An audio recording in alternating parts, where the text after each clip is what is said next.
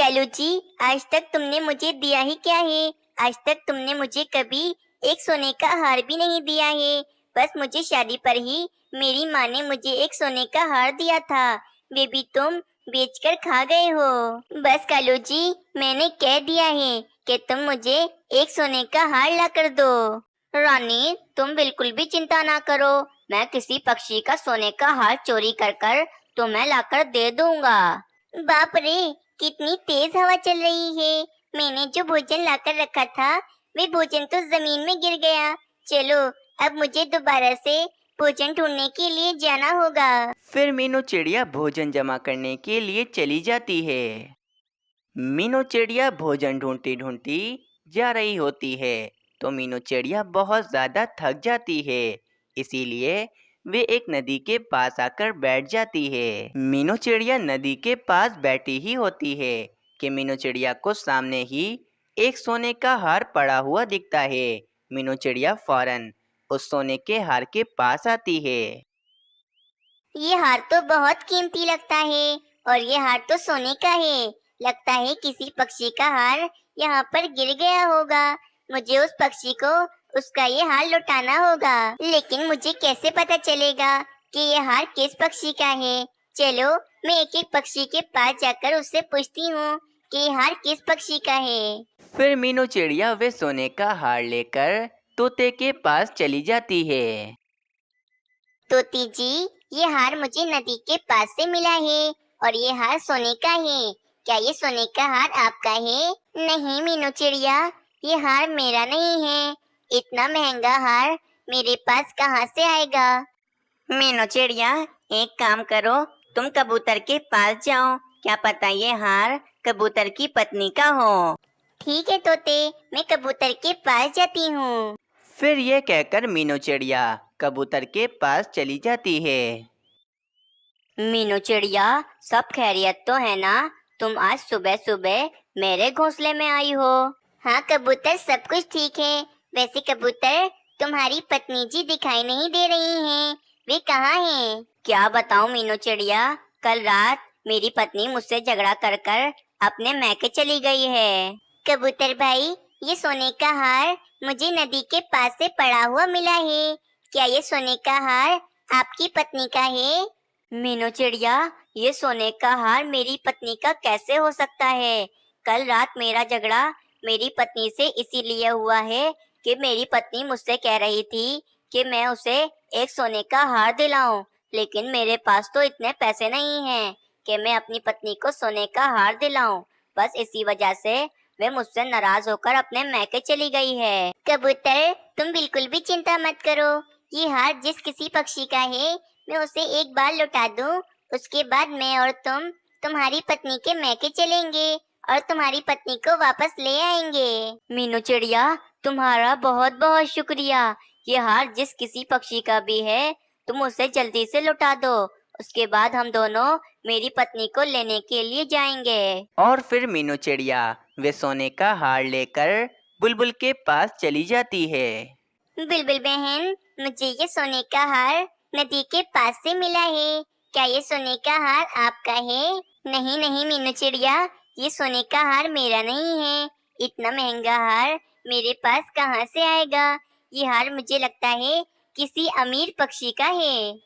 पर बुलबुल बहन, हमारे जंगल में तो कोई भी अमीर पक्षी नहीं है। इतना महंगा हार आखिर किस पक्षी का होगा? चलो बुलबुल बहन, मैं रानी कौवी और कालू कौवे के पास जाती हूँ। बस वो ही रह गए हैं। मैं उनसे भी एक बार पूछ लेती हूँ कि ये सोने का हार उनका तो नहीं है ना? फिर ये कहकर वे मीनू चिड़िया रानी कौवी और कालू कौवे के पास चली जाती है। रानी कौवी, कालू कौवे, तुम दोनों अभी तक सो रहे हो? सुबह तो कब की हो गई है। चलो, अब उठ जाओ तुम दोनों। मीनू चिड़िया, मैं और रानी तो सुबह जल्दी ही उठ जाते हैं। मैंने और रानी ने भोजन खा लिया है और भोजन खाकर हमें बहुत जोरों से नींद आती है। इसीलिए तुम यहाँ से चली जाओ और हम दोनों को सोने दो। रानी कौवी उठो, मुझे तुमसे कुछ पूछना है। क्या ये सोने का हार तुम्हारा है? सोने के हार का नाम सुनकर तो रानी कौवी और कालू कौवा झट से उड़ जाते हैं। हाँ हाँ मीनू चिड़िया, ये सोने का हार मेरा ही है। इस सोने के हार को मैं कब से ढूंढ रही थी। तुम्हें ये हार कहाँ से मिला? वो रानी कौवी, ये सोने का हार मुझे नदी के पास से मिला है। ये हार पक्का तुम्हारा ही है ना? हाँ हाँ मीनू चिड़िया, ये सोने का हार मेरा ही है।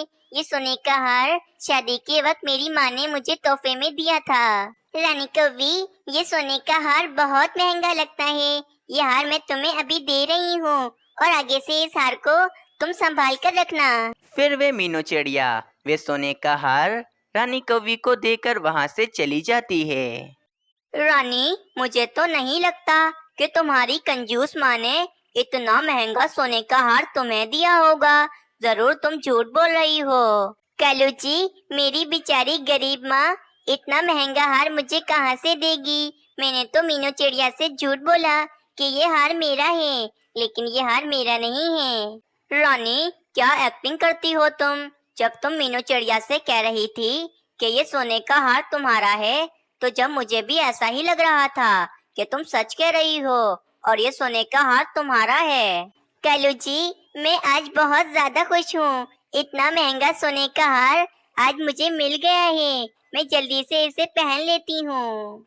फिर वे रानी कौवी जल्दी से वे सोने का हार अपने गले में पहन लेती है। दूसरी तरफ जंगल के तोते महाराज और तोती रानी बहुत ज्यादा परेशान होते हैं, क्योंकि मीनू चिड़िया को जो सोने का हार मिला था वे असल में तोती रानी का होता है, जो कल रात ही चोरी हो गया था। तोते जी, मेरा हार किसी ने चोरी कर लिया है। कल रात जब मैं सो रही थी तो किसी चोर ने मेरा सोने का हार चोरी कर लिया है। वे हार मेरे पुरखों का है। आप कुछ भी करें और मेरा हार मुझे वापस ला कर दें। रानी जी, आप बिल्कुल भी परेशान ना हो। आपका सोने का हार जिस किसी ने भी चुराया है, मैं उसको नहीं छोड़ूंगा। उसको मैं कड़ी से कड़ी सजा दूंगा। तोते जी, मुझे तो ऐसा लगता है कि मेरा सोने का हार किसी पक्षी ने चुराया है। आप सभी पक्षियों के घोंसले की तलाशी लें, मेरा हार जरूर मिल जाएगा। उल्लू सैनिक, जाओ जाके जंगल के एक एक पक्षी के घोंसले की तलाशी लो और पता करो कि किसने रानी जी का सोने का हार चोरी किया है। जो हुकुम महाराज, मैं अभी जाता हूँ और जाकर सभी पक्षियों के घोंसले की तलाशी लेता हूँ। इतना कहकर वे उल्लू सैनिक पक्षियों के घोंसले की तलाशी लेने के लिए चला जाता है। कल रात को मैंने तोती रानी का कितनी मुश्किलों से हार चोरी किया था। ना जाने रात को वह सोने का हार कहाँ गिर गया। मेरी मेहनत तो जाया हो गई। तोती रानी का हार रात को एक कौवे ने चुराया था, जो कि उसके पंजों से नदी के पास गिर गया था। दूसरी तरफ उल्लू सैनिक कबूतर के घोंसले में आता है और कबूतर के घोंसले की तलाशी लेने लगता है। सैनिक जी, मैं आपसे कब से कह रहा हूँ, मैंने तोती रानी का हार चोरी नहीं किया है। आप कब से मेरे घोंसले की तलाशी ले रहे हैं? फिर वे उल्लू सैनिक तोते के घोंसले में आता है और तोते के घोंसले की अच्छे से तलाशी लेने लगता है, लेकिन उल्लू सैनिक को वहां पर भी वे सोने का हार नहीं मिलता। इसीलिए वह मीनू चिड़िया के घोंसले में चला जाता है। उल्लू सैनिक को मीनू चिड़िया के घोंसले में भी तोती रानी का हार नहीं मिलता। इसीलिए वे कालू कौवे और रानी कौवी के पास चला जाता है। उल्लू सैनिक जैसे ही कालू कौवे और रानी कौवी के घोंसले में आता है, तो वे रानी कौवी के गले में तोती रानी का हार देखकर बहुत ज्यादा गुस्से में आ जाता है। अच्छा, तो तोती रानी का हार कौवा और कौवी ने चुराया है। चलो कौवा और कौवी, तोते महाराज के पास चलो। अरे, ऐसे कैसे हम तोते महाराज के पास जाएं? ये हार मेरा है, ये कोई तोती रानी का हार नहीं है। फिर वे उल्लू सैनिक कालू कौवे और रानी कौवी को पकड़कर तोते महाराज के पास ले जाता है। तोती रानी को अपना सोने का हार मिल जाता है और तोते महाराज कालू कौवे और रानी कौवी को पिंजरे में कैद कर देते हैं। ये सब तुम्हारी लालच की वजह से हुआ है। ना तुमने मीनू चिड़िया से झूठ मूठ कहकर ये सोने का हार लिया होता और ना हम आज इस पिंजरे में कैद होते। फिर कालू कौवे और रानी कौवी को अपने झूठ बोलने की सजा मिल जाती है। प्यारे दोस्तों, इस कहानी से हमें ये सीख मिलती है कि हमें अपनी ज़िंदगी में कभी भी झूठ नहीं बोलना चाहिए, क्योंकि एक ना एक दिन हमारा झूठ पकड़ा ही जाता है। एक जंगल में एक सोनू चिड़िया रहती थी। वे चिड़िया बहुत ही सुंदर थी। सुंदर होने के साथ साथ सोनू चिड़िया बहुत ही रहमदिल और दूसरे पक्षियों की मदद भी करती थी। सोनू चिड़िया अकेले अपने घोंसले में बैठी होती है कि वहाँ पर कोमल चिड़िया आ जाती है।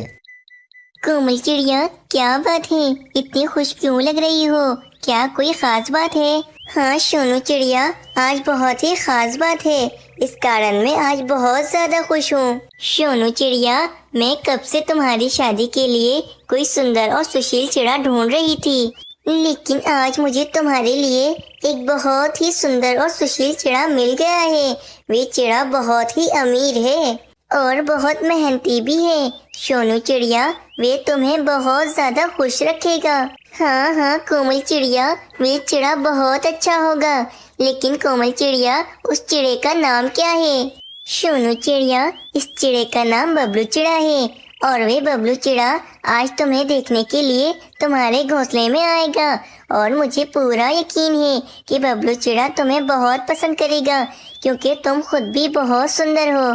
दोपहर हो जाती है। सोनू चिड़िया के घोंसले में मीनू चिड़िया, कोमल चिड़िया और बबलू चिड़ा आ जाते हैं। बबलू चिड़ा बहुत ज़्यादा सुंदर था और वे बहुत अमीर भी था। इस कारण वे बबलू चिड़ा बहुत घमंडी भी था। परंतु बबलू चिड़े को सोनू चिड़िया बहुत अच्छी लगती है और वे झट से सोनू चिड़िया को पसंद कर लेता है। सोनू चिड़िया, तुम बहुत सुंदर हो और तुम में कोई भी ऐब नहीं है। इस कारण मुझे तुम बहुत पसंद आई हो।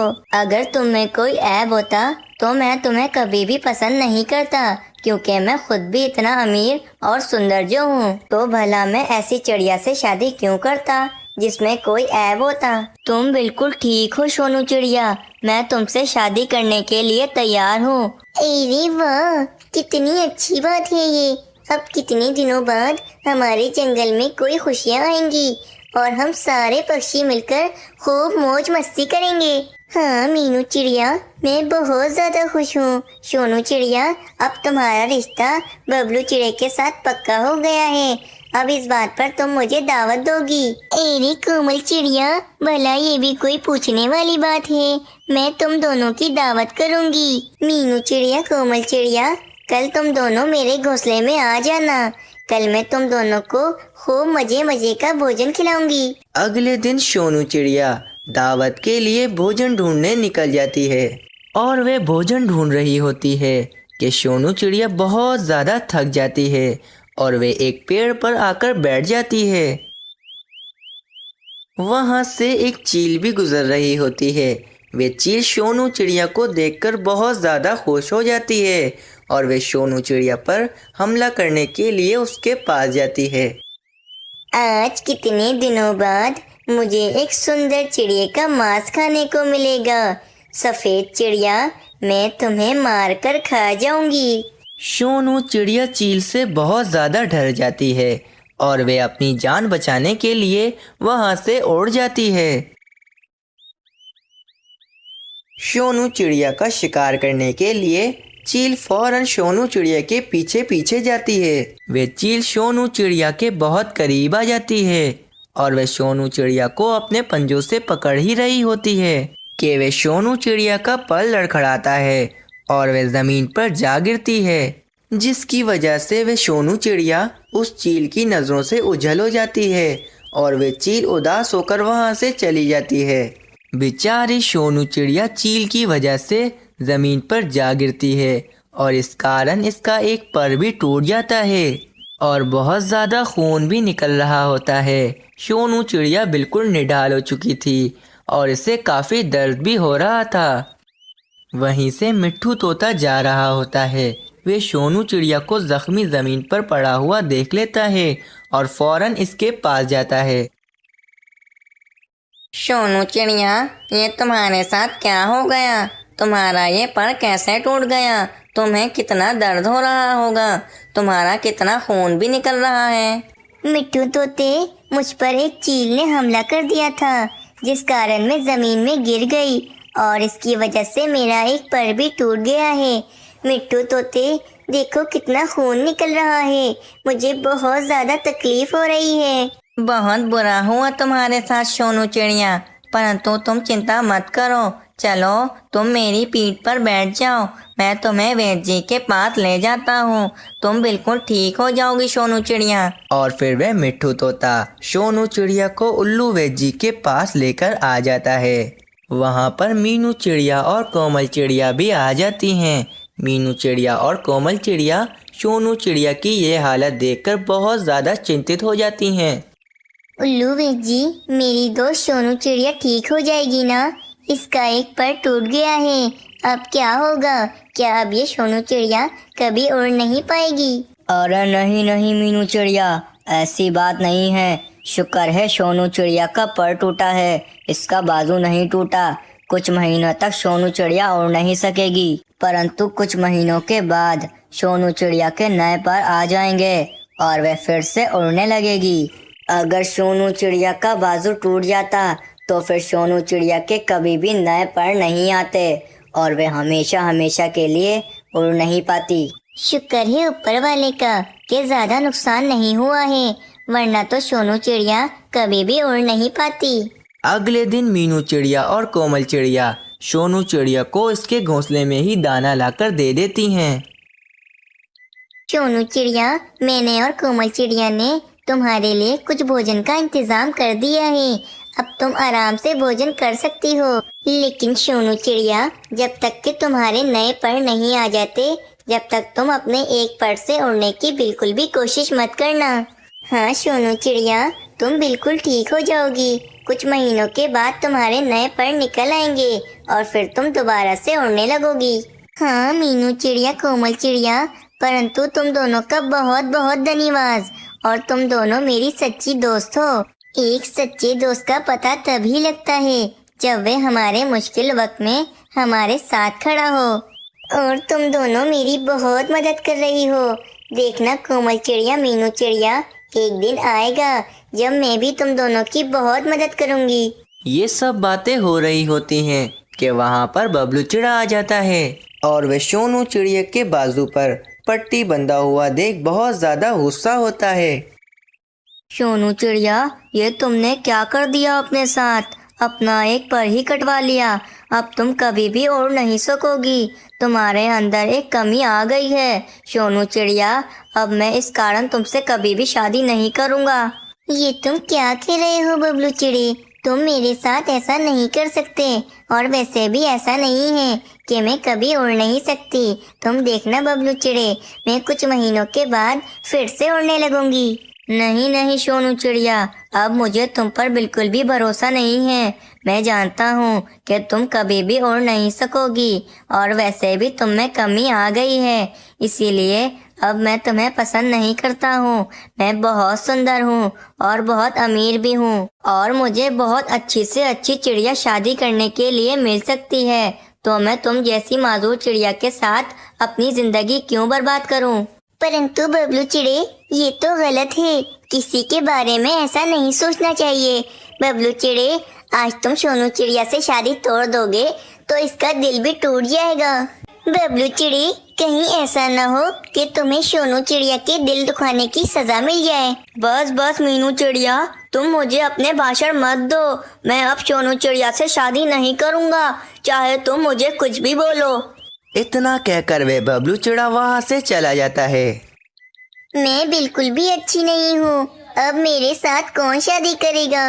मैं तो माजूर हो गई हूँ मीनू चिड़िया। मीनू चिड़िया, मैं अब क्या करूँगी? सोनू चिड़िया, तुम मत रो, बबलू चिड़े ने तुम्हारा दिल दुखाया है, और तुम देखना तुम्हारे दिल दुखाने की सजा उस बबलू चिड़े को जरूर मिलेगी। बस तुम रो मत, देखना तुम जल्दी ठीक हो जाओगी और फिर से तुम उड़ने लगोगी। फिर तुम्हारी शादी हम जल्दी ही करा देंगे, वरना अगर शादी के बाद तुम्हारा पर टूट जाता तो वे तब भी तुमसे शादी तोड़ देता। फिर तुम कहाँ जाती सोनू चिड़िया? वे बबलू चिड़ा अपने आप को बहुत सुंदर समझता है। सोनू चिड़िया जो घमंड करता है, इसका घमंड मिट्टी में मिल जाता है। तुम देखना, इस बबलू चिड़े को जरूर सजा मिलेगी। कुछ दिन ऐसे ही बीत जाते हैं और एक दिन बबलू चिड़ा सोनू चिड़िया के घोंसले में एक सुंदर सी चिड़िया को लेकर आता है। सोनू चिड़िया, ये देखो, इस चिड़िया का नाम मोमल चिड़िया है और मोमल चिड़िया तुमसे भी ज़्यादा सुंदर है और इसमें कोई कमी नहीं है। बहुत जल्द ही मेरी और मोमल चिड़िया की शादी हो जाएगी। शुक्र है मेरी तुम जैसी माजूर चिड़िया के साथ शादी नहीं हुई, वरना मेरी ज़िंदगी तो बर्बाद हो जाती। जो हुआ अच्छा हुआ। सोनू चिड़िया, देखो मुझे कितनी सुंदर मोमल चिड़िया मिल गई है। अब मेरी मोमल चिड़िया के साथ जल्द ही शादी हो जाएगी। मोमल चिड़िया बहुत ही सुंदर थी, परंतु मोमल चिड़िया बबलू चिड़े से भी ज़्यादा घमंडी थी और मोमल चिड़िया को अपनी सुंदरता पर बहुत ही नाज था। बबलू चिड़े की तरह मोमल चिड़िया को भी माजूर और ऐब वाले पक्षी बिल्कुल भी पसंद नहीं थे। बबलू चिड़ा बस इतना ही कहकर वहाँ से चला जाता है और बबलू चिड़े की बातें सुनकर सोनू चिड़िया बहुत ज़्यादा उदास हो जाती है। कितने दिन हो गए हैं, परंतु अभी तक मेरे नए पर नहीं आए हैं। ना जाने मैं कब फिर से आकाश में उड़ पाऊंगी।